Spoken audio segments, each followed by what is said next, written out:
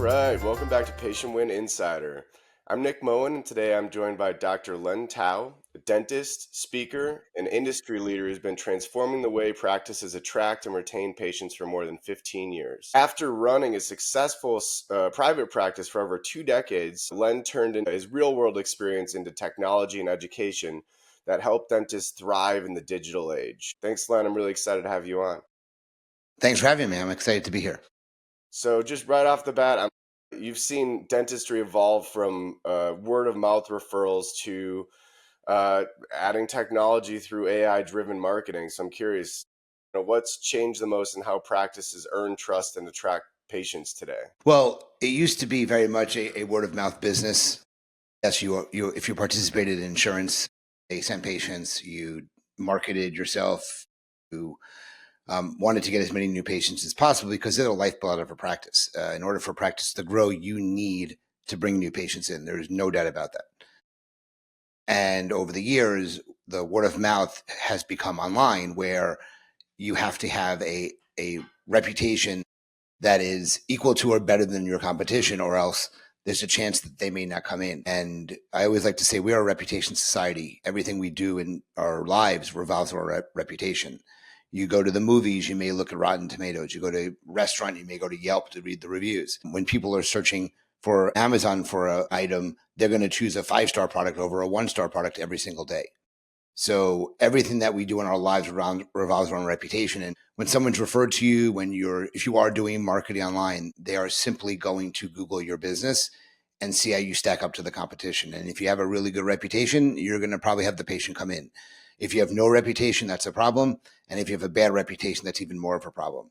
So it's literally changed. I got into the marketing space back in 2010, basically. It's when I started speaking on marketing. And 15 years later, the reputation is more important than ever. It was important back then because it's what made you different. And I think I have a screenshot from 2012, and I had 120 reviews back then. And the 120 reviews is what separated me from the rest of the dentists in the area. Now 120 reviews is nothing. If you don't have a strong reputation online, it's going to come back to bite you in the butt, I think, in my opinion. Sure. Well, and a lot of this expertise or wisdom behind referrals being kind of king for bringing in patients, you learned a lot of that through running your own practice for 20 years, right? Yeah, I mean, it was firsthand experiences. I knew how important it was, and the reason I knew is because I asked patients. It was my job in the office. Why did you choose my practice over all the other ones that were around? I was in a very, very saturated area of Northeast Philadelphia, and when I asked the patients, far often than not, it was the fact that they read my great reviews, they went to the website, they were referred to me, but ultimately what made them or caused them to decide to choose my practice was the online reputation, because it created this level of trust. And they knew they can trust me, not only because I had positive reviews, but I also had negative reviews as well. So I wasn't immune to getting some negatives, but it made the positives look real when you had a number of negative reviews mixed in there. And I think the biggest thing it does is it creates this level of trust. And when someone trusts you, what do? They want to buy from you. They come back, they refer, they spend money. So the trust is really where I think I was able to get with the patients because of what other people wrote about me online. And because of that trust, did you see, patients coming in through referrals or seeing the reviews have like better case acceptance rates than people just coming in through Facebook or Google or other channels? Well, anytime you get a referral from somebody in your practice, a personal referral, I think the case acceptance for those are definitely going to be higher. I had a really good case acceptance anyway, just because I was very good at creating the value and the solution and the problem and how we fix it. So I was very good at getting patients to say yes. I had a very high case acceptance. It's one of the things I teach. It's called the art of the sale, which is a class I give just really how to increase case acceptance. But I had really good case acceptance. But yes, the reviews played a major role, I think, in getting me to that case acceptance. Without that, I don't think I would have had as high of a case acceptance as I had. Sure. Well, and I host a lot of doctors or practicing dentists on the podcast, and so I'm kind of curious, like, why or what brought you into consulting after running the practice? Like, what really drew you into the teaching or coaching part of your career here? So in 2007, I bought a practice from a dentist who committed suicide. And I kept the team, fortunately, I ended up buying the building and gutting the building and rebranding everything. Like if you came into the practice, you wouldn't even know it was the same office. It looked entirely different. And that was a very important part of what I had as my vision, because I had the patients. I had a really amazing team. I just needed to put my own flair on things. I did that. At the time, the only real place to find out about dental marketing help was Dental Town. Facebook really wasn't what it was now. So Dental Town was packed with recommendations on who to use for dental marketing. And I used those people. That was who I reached out to, and they helped me in the beginning. But I found, being in debt with a big debt service for buying the practice and then buying the building, I didn't find it successful in bringing in new patients, which was really important, because I had to pay my loans, I had to pay the staff, I had to pay the utilities, a lot of expenses, a really high overhead. And so when I hired those gurus, or who I thought were gurus, they really didn't do much for me. So I went out and started learning on my own, and I started to try things. I tried almost everything just to see what would work and what wouldn't work. I spent a lot of money. I was like a guinea pig for myself. And some of the things that stuck were different. And I started speaking locally in Philadelphia on dental marketing and how to attract new patients to the practice, which kind of got me the original start that I needed. And during the sessions I was giving, one of the things I found out was that dentists were reaching out to me afterwards for their assistants, and said, "Hey, I wish I can hire you." And I'm like, "Yeah, I'm not doing that." Yeah. Really, because I was still a dentist. I was very much in debt. I needed to focus my attention on dentistry. That's really what it was. This was kind of a side thing for me. But I started speaking more and more. Every time I spoke, someone said, "I wish you could help me." And I was like, well, something went off finally, and said, you know what? I don't know if I want to be a dentist till I'm 75 years old, Yeah. like some dentists were. Yeah. Maybe I need to start looking into doing something else. I created a consulting company called Tau Dental. Well, excuse me, it was called iSocial Reviews. Sorry. iSocial Reviews was the name of the consulting company.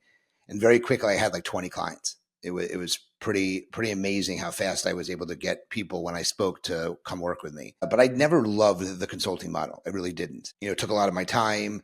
I would give the office with the doctors some key things they needed to do, and they never did it. They were never following through as well as I would have liked them to do it. Yeah. So in 2013, I transitioned from consulting, which I was still doing on a minimal basis. And I, again, knowing how important reviews were for my practice, I went out and created or helped create a piece of software that helped dentists get Google reviews online. And I still remember I was in the car, and I called my wife. I said, I'm gonna go and create a software to help dentists get reviews. And she was like, have at it, have fun. That was how quickly she brushed it off. And so I created a piece of software that I went to Yankee Dental in 2013 for the first time. I remember calling them on the phone and telling them I needed like remnant space, the cheapest space there, just to get into the door. I didn't have a lot of money to use towards it, but I got space, and I sold 9 dental practices the very first time I went to a show. Wow. Back in 2013. And I was like, maybe I have something here. Yeah. So I ended up going to a lot of shows over the first year plus, got about 180 clients using my platform. Wow. And Bird Eye, the company which I work for now, actually reached out to me and letting me know that they were interested in potentially acquiring my company. And at first I was like, not interested, it's too soon. And then I realized that I really wasn't there I was really proving a concept. I wasn't there for the long haul to really engineer and continue developing the product. It was just to prove that there was a space for this type of product in the industry, which I had proven. So in September of 2014, I actually was acquired by Bird Eye. So Bird Eye acquired my company. They got rid of my company. That was not the purpose. It was really to get me and my ideas on their side, which they did. And that was 2014 in September. So I just hit 11 years at the company. Yeah. I don't own it. I'm not an owner. I run the dental division for them. I'm the only rep who deals in the dental industry from 1 to 9 locations. Wow. So when someone reaches out, they speak to me. Yeah. There isn't anybody else. And I've been very successful. And that, combined with the other things I was doing, allowed me to move to Florida during COVID in 2020. A year later, sell the practice to my associate in 21. And then a year later after that, hang up my drill forever and retire from clinical dentistry. And now I focus really on consulting when practices really want it. Obviously, really focused on a lot of the reputation stuff. and I speak all over the country. I have an event in South Florida every September. So that's kind of the trajectory of my career. Sure. No, I love that. So what's the main reason that practices will come, or, and back when you were starting too, like what was the main reason practices were coming to you? And I'm curious, why weren't they doing what you told them to do from the get-go? Like what was stopping? What's the roadblock? Well, I think it was just, dentists know they want to improve, but they don't always know the way they do it. And what they really wanted help with was marketing. They wanted, I had tried so many different things. I had so many different things in my armarium to actually offer them from a suggestion perspective. I kind of partnered with, I was almost like a general contractor, and I had all these people working for me to help me do it. I didn't do it myself. I just had the ideas and referred them to the companies that I worked with. And over time, I built up a pretty large client base. The problem is that one of the things I realized, interesting enough, was I was never a fan of using one company for everything, because I really don't believe there's a company that does everything really well. Like everything. So there's no company that exists that's, a perfect solution. So I like to do it, multiple companies doing the different things, which was usually a little bit more expensive for the practice. But I felt it was the best in class were in these separate companies. But the problem was there was too many of them, and it was too hard for the dentist to manage. So they didn't follow through, or they didn't do everything. And, it was kind of combining everything that was really successful at doing it. And it just became too difficult for them to manage, and then they didn't do it. So I think that was the reason why. And my consulting was more short term than long term. It was, a 6 month time frame. It wasn't 2 or 3 years. But, dentists were coming to me because I was a dentist and they trusted me. And that still is the case. Being in the dental space, I'm teaching these concepts, which I incorporated directly in my practice. I have firsthand experience that it works really, really well and very, very effective in what you're trying to do, which in most cases is increase the reviews, increase your new patients, and make more money. So that's kind of where I find myself very attuned to what's in the industry. I was a great dentist, but I was an even better businessman, and that's what people really reach out to me for, is to help with the business side of the practice. Sure.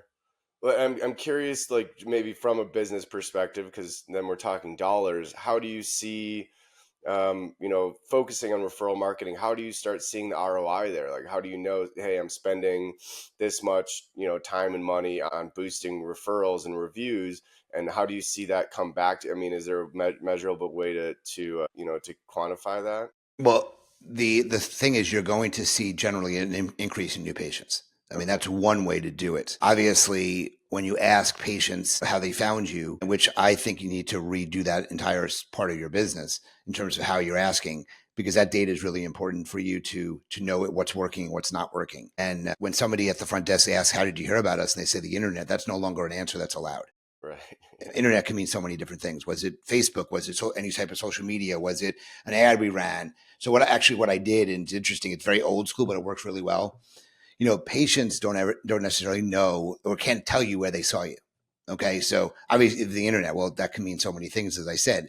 So what I actually created was a laminated piece of paper with my ad at the top, my Google listing, my business listing below it, and then my organic listing below that. So I said, which of these three did you see? And then they would literally point to the laminated piece of paper. And that was a really good way to measure where they actually saw me. Was it my ad? Was it my Google Maps listing? Or was it my organic listing that my website company provided me? So that's how I did it back then. And it still works to these days to those ones that need or want to know better how patients are finding them. Because Google doesn't, when someone says Google, there's so many things that can mean. Yeah. Unless you're a brand new practice with no Google presence and you're paying for advertising and then paying for Google ads, and someone says, I found you on Google, in that case, you have to assume it's from the ad. Right. But that's a big misconnection or disconnection in the industry between what's actually delivering the ROI. Hmm. But when you ask a patient and they say, well, I read your reviews, that's easy. Okay. But over time, it was always, I read your reviews, or I saw you online and I then read your reviews, or someone was referred to me and I read your reviews. That's literally what people would say over and over and over again. Yeah. Well, what about like SEO? I mean, sure they'll find you on Google, but I mean, do you have tips or tricks that you'd say for boosting SEO so you know the specific search term that they're finding you for? No, it's too hard to do that. Or what in that case, I used to ask patients what they search for. That was another part of my voir dire, as I like to call it, is, hey, you found me online. What specifically did you search for? And it's interesting because I would have a lot of people calling me on the phone saying, I heard you do free dentistry. I'm like, free dentistry, like what? Like it didn't, I could never understand why people would see me under free dentistry because we were far from free. And I dug a little bit deeper into it, and people wrote that we offer free parking.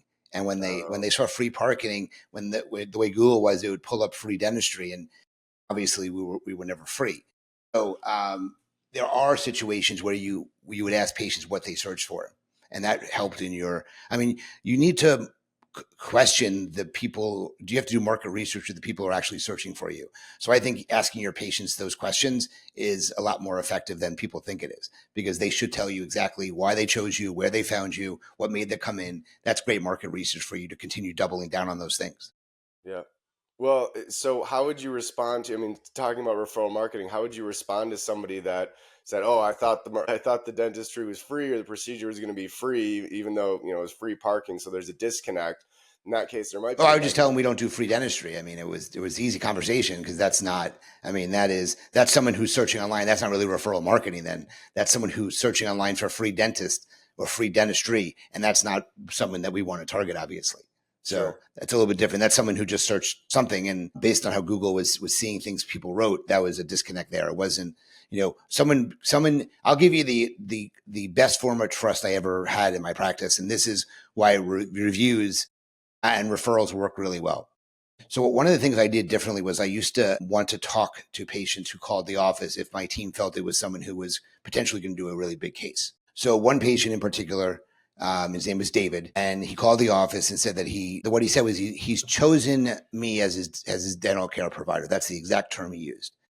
But he would like to talk to me about his case. And the front desk came to me while I was treating a patient and said, I have someone on the phone who's interested in speaking to you.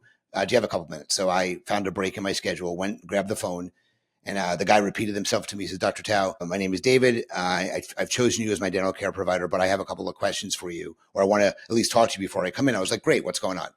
He told me that he had an accident when he was a kid, and he ended up losing about 6 of his teeth. And he was probably in his 30s and had implants placed.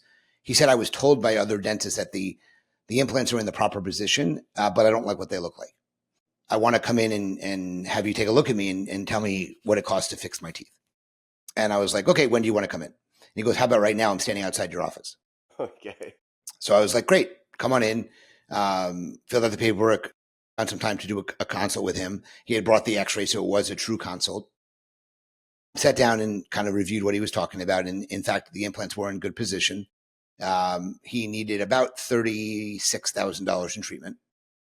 And he had probably been in my presence for maybe 20 minutes at that point. And I told him, this is probably what it's going to cost you. He goes, okay, how about if I pay you cash? So I was Yeah. like, I can give you a 5% discount. So it was like, 20 something $100 off or $1,800 off, whatever it was. He goes, great. I'll be right back. He walks to his car. He opens up his trunk and literally puts $33,000 in a suitcase, brings Yeah. it back to my practice and says, okay, let's get started right now. Right. And we ended up doing some records on him and got the case started. I mean, I spent 20 minutes with a guy and he accepted a $35,000 treatment plan because of the trust I created online. That is how reputation marketing works. That's what it does for the practice. Yeah.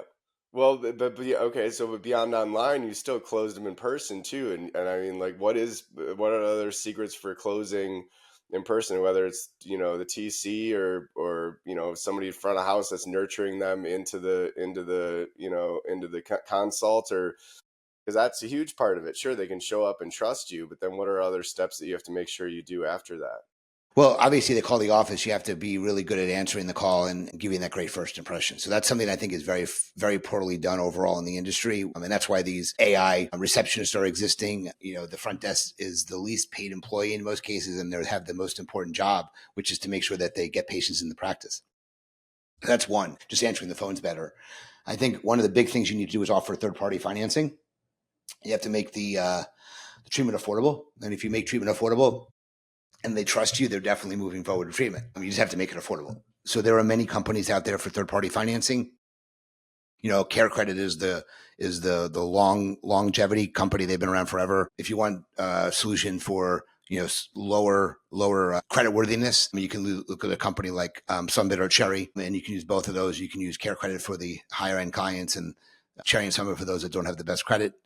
But if you make it affordable, patients usually will proceed with treatment if they trust you. You have to give a variety of different options. You have to give them multiple options. So I would say the less expensive plan, a middle option, and a high option, and give the patient an option. Many times they're going to pick the middle option based on that. But again, it's doing a lot of these things, treating the patients well, make them feel wanted, not you want to be caring, compassionate, and sympathetic to their needs. You want to make them, if you make them feel important and you do all these other things, there's a pretty good shot they're going to accept treatment. I mean, and that has a lot to do with what I teach about during my Art of the Sale conference. Communication with other doctors is I teach them kind of the way to talk to patients. And I like the doctor to be doing these things. Yeah. In a lot of cases, or you leave it to the TC. And I never had a TC. It was myself. I was the one who was doing the treatment coordination and financial coordination. Sure. Wow. So I think a lot of times it's the doctor. They have trust in the doctor should be doing it. And the doctor just needs to, present treatment, present financial options, create the value. And a lot of times patients will accept treatment if you just do those things, but you have to do it in a way that when they trust you, that's what happens. If they don't have the trust with you, your case acceptance is not going to be as high as someone they do trust. Yeah, absolutely. Well, let's go back to the tech part. And I mean, his first touch points, seeing an ad or going on Google, and then all of a sudden you have the reviews, you have the trust. Then the first human interaction with them typically, or in the past, has been the receptionist, but now AI's, coming into the picture. So how is that technology shaping that first, what was a human interaction? How is that shaping the first interaction they have with the practice outside of the internet? Well, I think these AI solutions are great. They're still in its infancy, so I've seen some potential issues with them. Wrong pronunciation of names.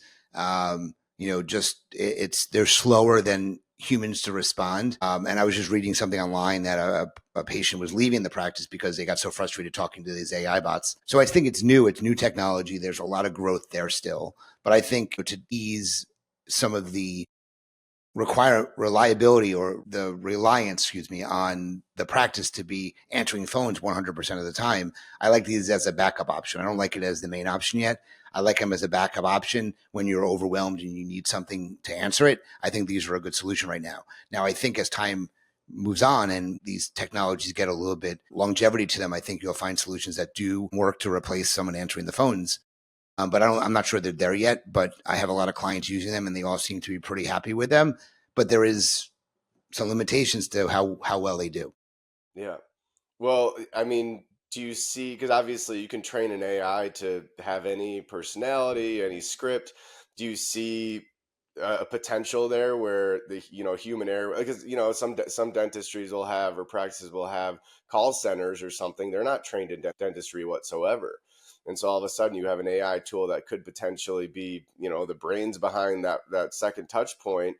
How do you see that kind of evolving with the gap? I mean, sure, there's pronunciation issues and maybe speed and stuff, but if you have an AI receptionist that's trained in dentistry, to a certain extent, is there a chance that could be more influential in nurturing that patient into the chair over, a call center or a receptionist that's underpaid?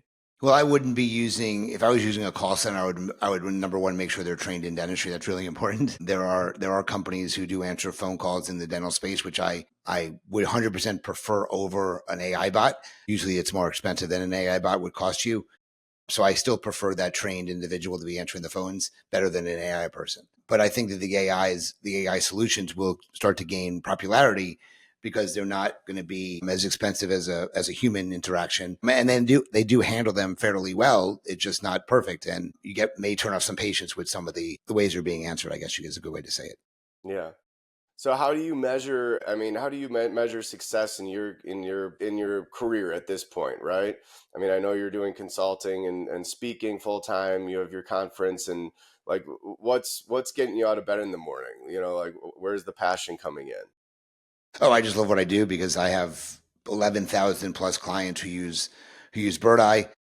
I obviously see the successes they have because they reach out to me with, continued, hey, you referred me to Bird Eye, or you helped me with Bird Eye. I'm looking for other solutions. They trust me because of that. We do what we say we do, which is get a practice more credible and get it more visible.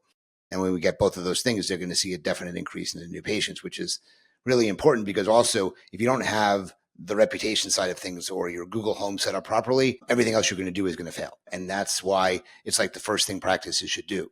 And when I speak to them, I'm very clear about that and make sure they understand that there's a certain way you do things. A lot of people call me up and say, well, I need a new website. And I'm always like, well, you do. But if you just get a website the way you're set up right now, your ROI is going to be zero because people can't find you. So getting a website does nothing to that. So it goes hand in hand that you need to have the reputation and the visibility, credibility and visibility. And then the things you're going to do are going to be more successful. By doing it backwards, it definitely affects the way one's practice may have. Yeah, absolutely. So I guess that's the one thing you'd say. What about actually running the business after you're getting the patients? I mean, how do you avoid burnout when you all of a sudden, Bird Eye's working and you're getting all these patients in the chairs? Like, how do you make sure the systems are set up for the business to run properly? So totally on a separate note, I was never in network. I was an out of network dentist basically my entire career. And I think that when you look at this and when you're going to, now I always say, where do insurance patients find their dentist? They usually go to the insurance directories online, find a dentist, look them up, or vice versa. They always go back to the directory to see who they're going to pick. So, and I always say to practices to take insurance, are you marketing your practice? And a lot of them say no. A lot of them say just take insurance. Well, the insurance is the marketing they're doing. They're accepting a fee that's less money than they would be getting from a fee for service patient because they're participating with these insurance plans. So that's the marketing you're doing. I want it to be a marketing expense for them, or I want them to mentally consider it to be a marketing expense. Why is that? Because if they take half the money and spend it on marketing, they can turn their practice into a fee for service practice. They can work less and they can make more money and have better results, in my opinion. So that's the way I look at it, is that if someone's burning out because they are doing too much dentistry and they're not getting the same reimbursements, start stepping out of insurance and see how it changes. You may lose some patients, but if you spend money to bring in patients because of marketing and you have everything established online, that's the other direction to move. But so many people are afraid to do it that way. Yeah. I mean, that's kind of the most actionable insight that you can give right now. Yeah, I really appreciate having you on, Len. This has been incredible. Well, before we wrap up, where can listeners find you or learn about your work or your podcast or Bird Eye? Yeah, so they can go to my website. It's drlentau.com, drlentau.com. Everything's on there. My email address is easy. It's len@drlentau.com. And I'll even give my phone number because it's all over the internet. It's 215-292-2100. And those are the easiest ways to find me. I'm on LinkedIn. I'm on all the social channels. I'm all over the place. So it's not hard to find me. They just look at my name and it'll be very easy to know how to get a hold of me. My podcast is Raving Patients. I have a Facebook group called Raving Patients. So that's the brand online that I have. So they can go there as well and they can listen to it or they can check out my Facebook group. So easy ways to get a hold of me if they have any questions. I am uber responsive, so I'm very fast to respond, but they can reach out to me any of those ways and let me know if they have any interest in any things that I do. Amazing. All right. Thanks so much, Len, for coming on. We look forward to watching you continue to help the industry. I appreciate it, Nick. Thank you for having me.